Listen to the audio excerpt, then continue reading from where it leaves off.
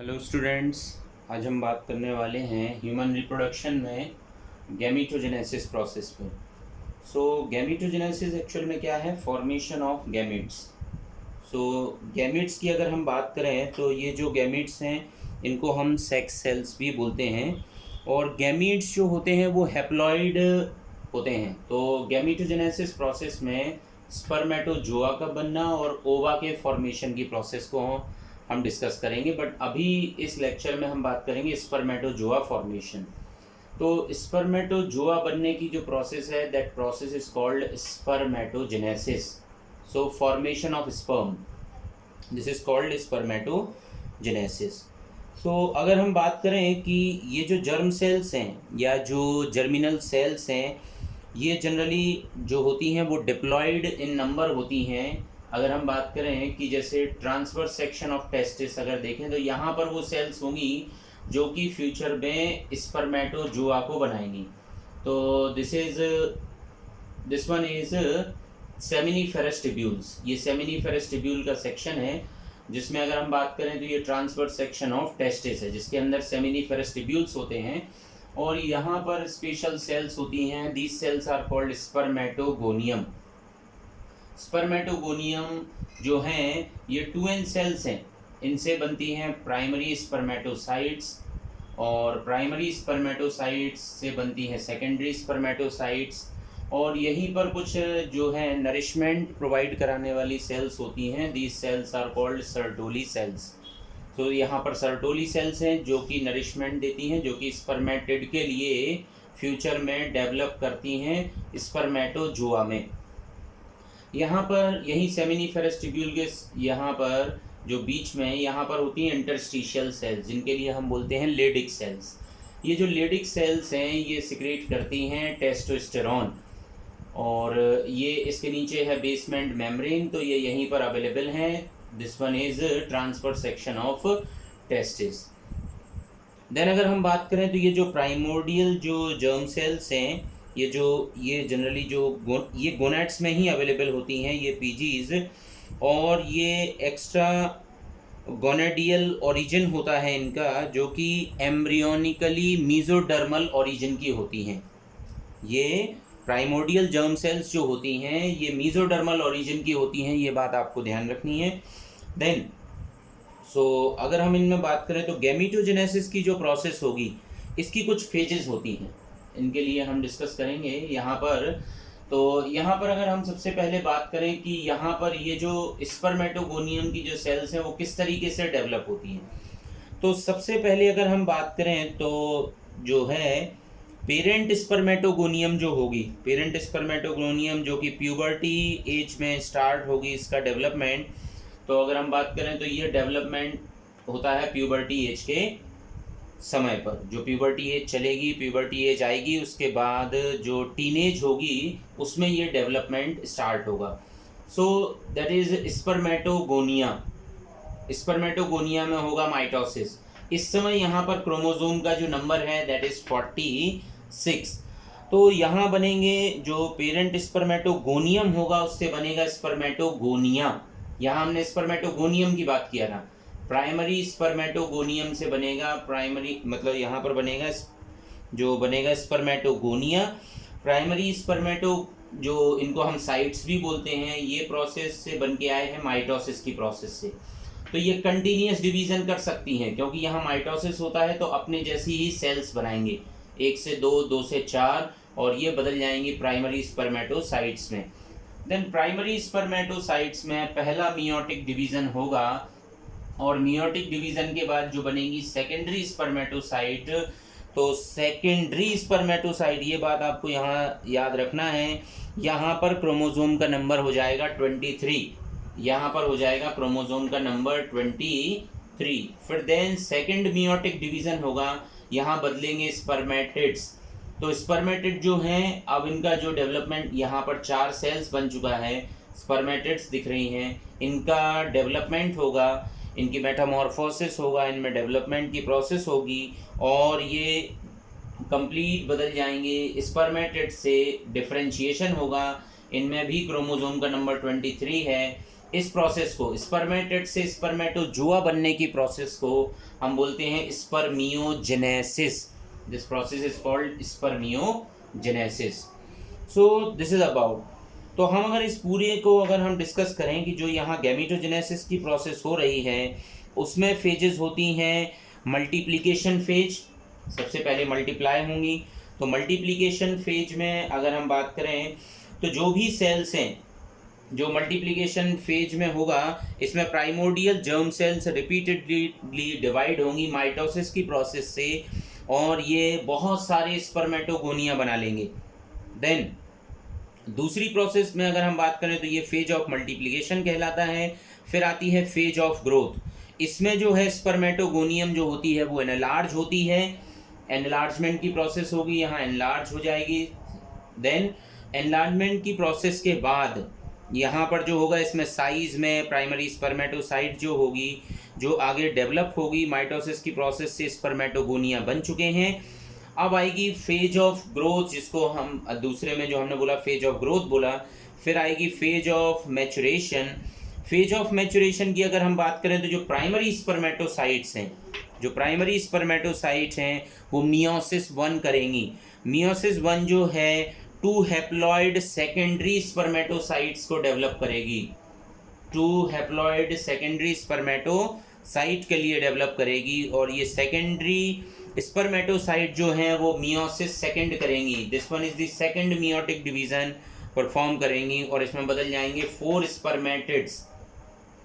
तो इस तरीके से फिर प्रोसेस होगी, स्पर्मियोजेनेसिस की प्रोसेस होगी, जो कि अगर हम बात करें स्पर्मेटिड में और स्पर्मेटोजोआ में क्या डिफरेंस है, तो स्पर्मेटिड जो होते हैं वो नॉन मोटाइल होते हैं, ये मूवेबिलिटी नहीं रखते हैं, और इसके अलावा जो होते हैं इनमें बहुत सारे ऑर्गेनली जैसे mitochondria, Golgi body, centriole, nucleus, सब कुछ इनमें प्रेजेंट होगा स्पर्मेटिड्स में। बट अगर हम बात करें स्पर्मियोजेनेसिस के बाद, तो जो वेट ऑफ गैमीट होता है वो रिड्यूस हो जाता है, इसमें लोकोमोटरी स्ट्रक्चर डेवलप हो जाते हैं, किसमें, स्पर्मेटोजोआ के केस में, और न्यूक्लियस जो होता है वो कम्पैक्ट हो जाता है, और मेजर पार्ट जो होता है वो हेड में सिचुएटेड हो जाता है। अगर हम बात करें तो इसमें जो डेवलपमेंट की प्रोसेस होगी, अब हम यहाँ स्पर्म के स्ट्रक्चर को देखें तो यहाँ हमें एक स्ट्रक्चर दिखाई दे रहा है फ्रंट में जो न्यूक्लियस के आगे है, that structure is called acrosome. तो यहाँ पर गोल्जी कॉम्प्लेक्स जो है, यहाँ पर गोल्जी कॉम्प्लेक्स का रोल आता है। जो गोल्जी कॉम्प्लेक्स होता है वो स्पर्मेटिड को से उसके एक्रोजोम को बनाने में मदद करता है, और एक्रोजोम जो है स्पर्म का कैप के जैसे बिहेव करता है। और फ्रंट में अगर हम बात करें तो इसके पास इस पूरे स्ट्रक्चर पर जो है एक मेम्ब्रेन बन जाती है, जो कि फर्टिलाइजेशन के ड्यूरेशन में जो होती है वो डिज़ोल्व होती है एग मेम्ब्रेन के साथ में, एग मेम्ब्रेन ड्यूरिंग फर्टिलाइजेशन। इसमें बहुत सारे लाइटिक एंजाइम भरे होते हैं, तो ये एग मेम्ब्रेन को डिज़ोल्व करने में मदद करते हैं। देन अगर हम बात करें तो एक्रोजोम्स जो होते हैं, एक्रोजोम के अंदर बहुत सारा कंटेंट अवेलेबल होता है।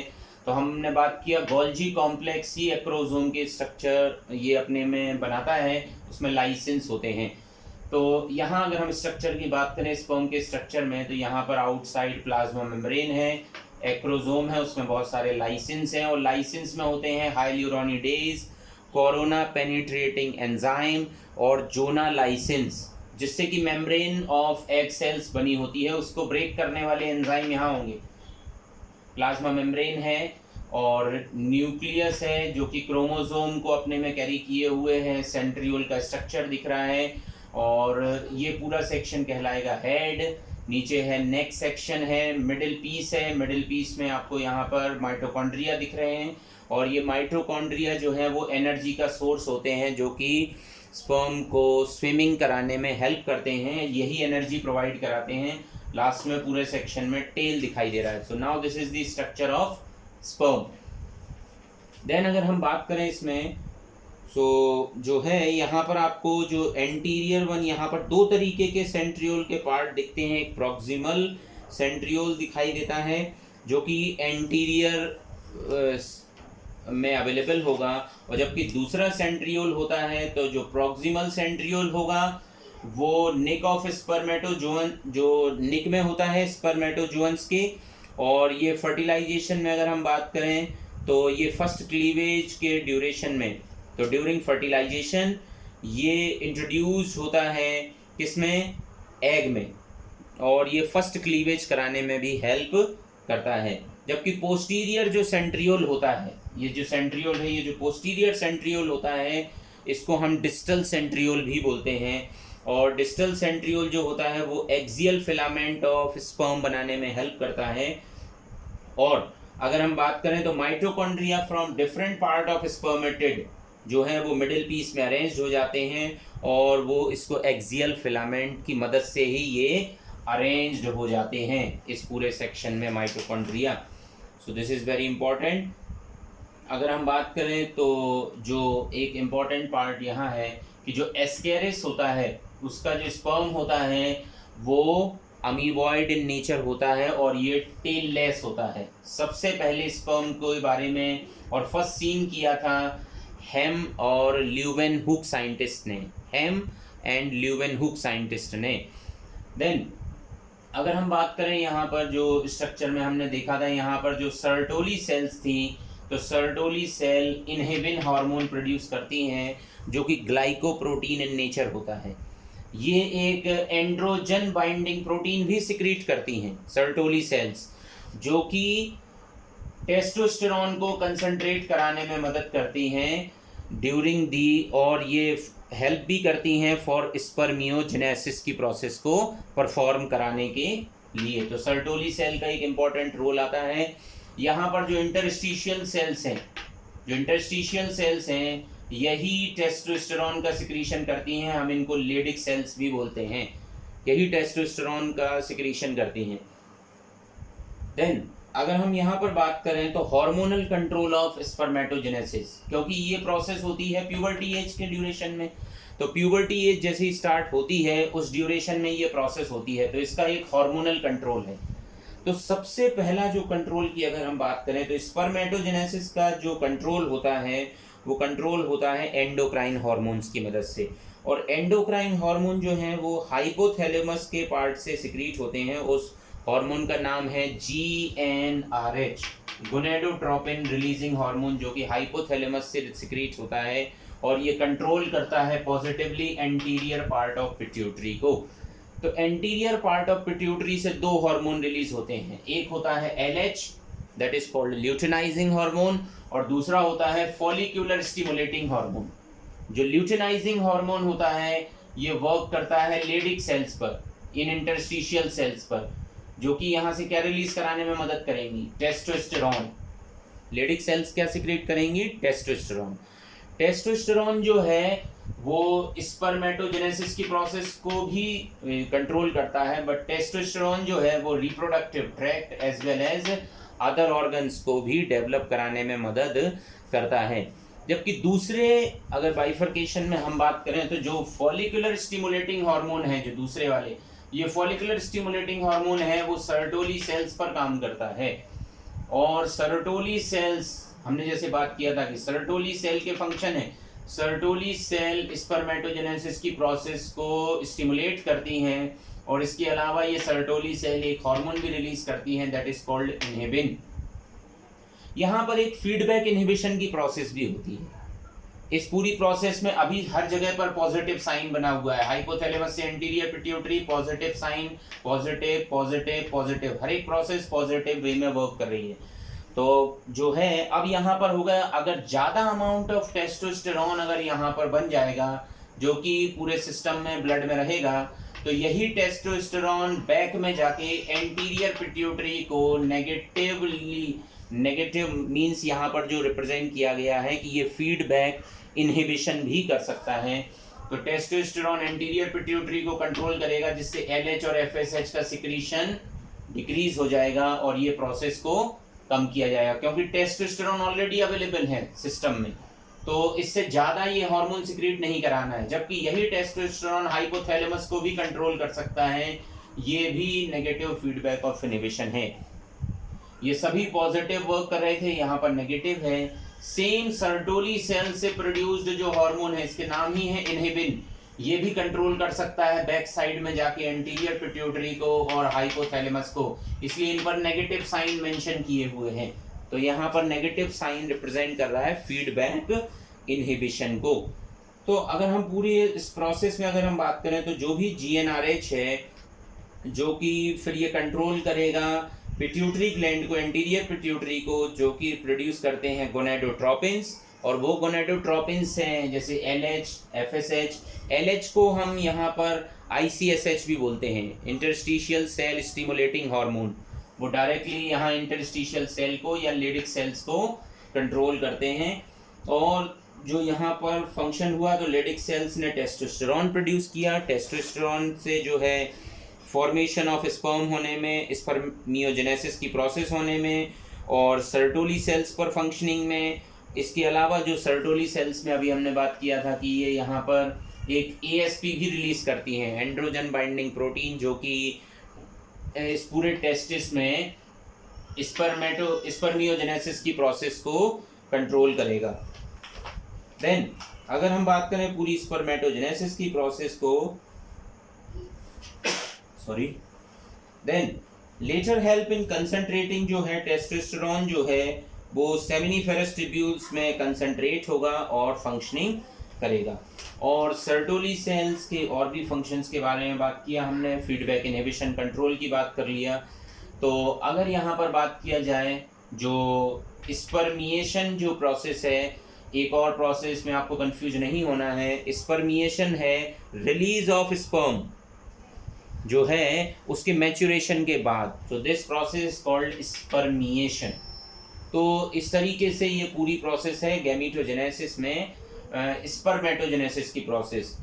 नेक्स्ट हम इसमें बात कर रहे होंगे जो है oogenesis की प्रोसेस। So thank you.